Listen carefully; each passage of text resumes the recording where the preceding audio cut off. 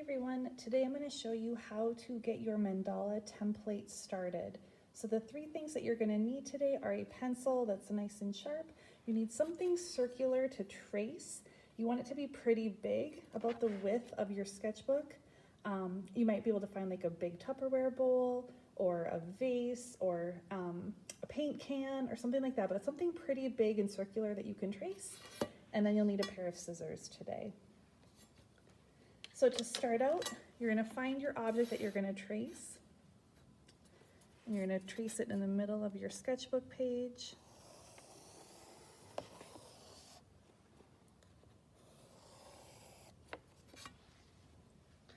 And we're going to cut it out.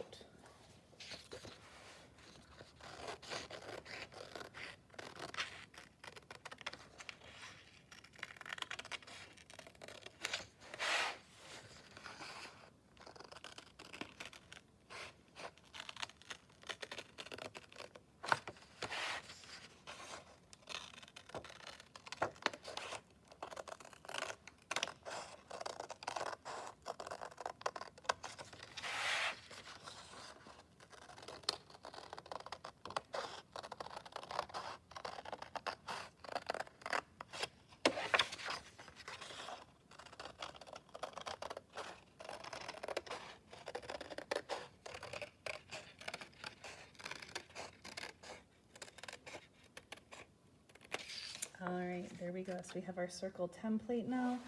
That sketchbook paper that you had, you can just take that and rip it out. So now what we're going to do is take our template one more time. And we're going to trace this on 2 pages in our sketchbook.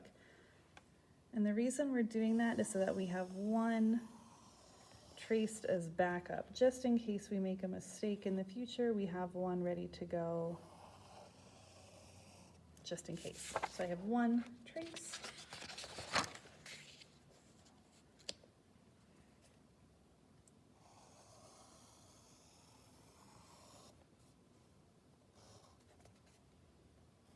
And I have 2 traced.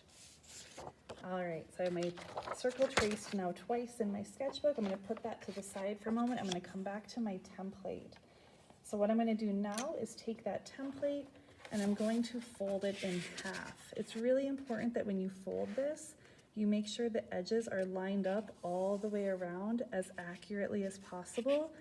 We're trying to divide this circle exactly in half. Make a nice crisp fold at the bottom. Open that up, and you're going to cut that circle in half.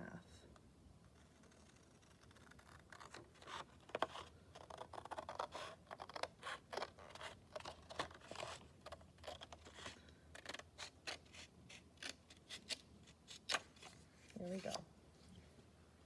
Now we're going to go back to our sketchbook. We're going to take one of the halves.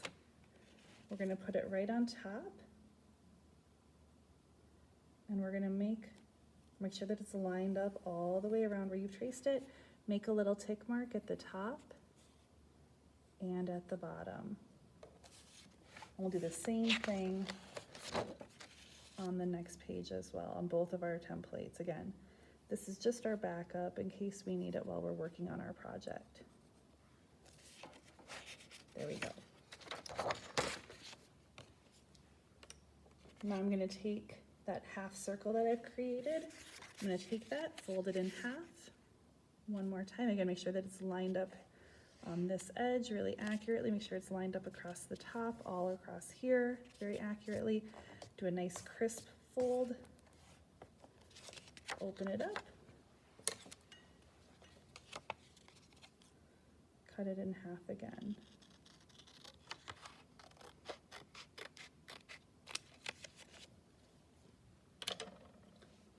Put one of those to the side,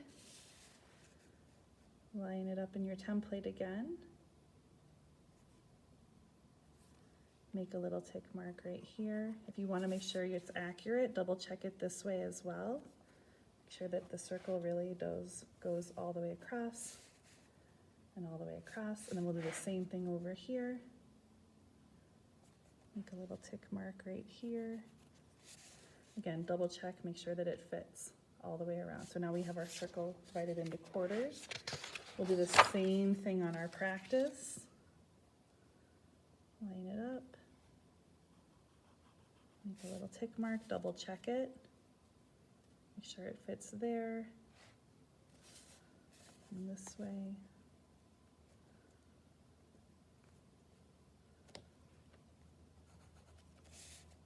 And double check, make sure that it fits. Great. All right, last step, we're gonna take the same little quarter circle that we have now and we're gonna fold that in half one last time. This one gets a little tricky because it can get pretty small. This is why it's nice to trace a large circle. If you have something bigger, it actually makes life a little easier when you do this. So line this up as accurate as you can. Make sure you have a nice crisp point on the end. And once you have it lined up, fold, make sure it's a nice crisp fold with your fingernail. Open that up. And we're gonna do our last cut now.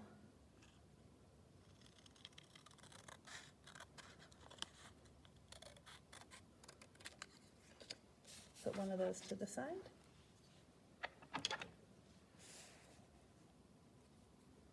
And we're gonna do our last tick mark. So make a tick mark here and then double check it. Make sure it really fits on both. Yep.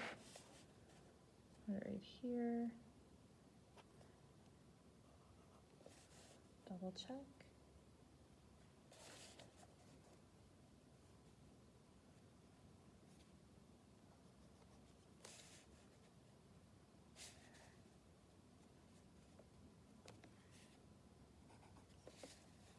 And double check. Perfect. So what you have now is a circle that's divided into 8 segments. We're going to do the same thing one last time on our other example. Remember, always do this on both. You might not end up needing this, but it's better to make it and not need it than not make it and wish that you had, right?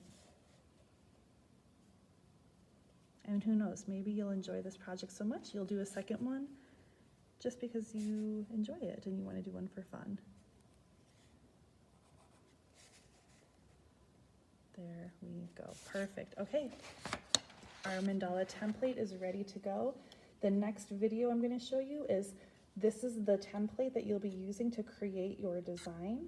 We'll be doing a little simple design on here, and then I'll show you how to get the design from here transferred onto your mandala and then copied all the way around.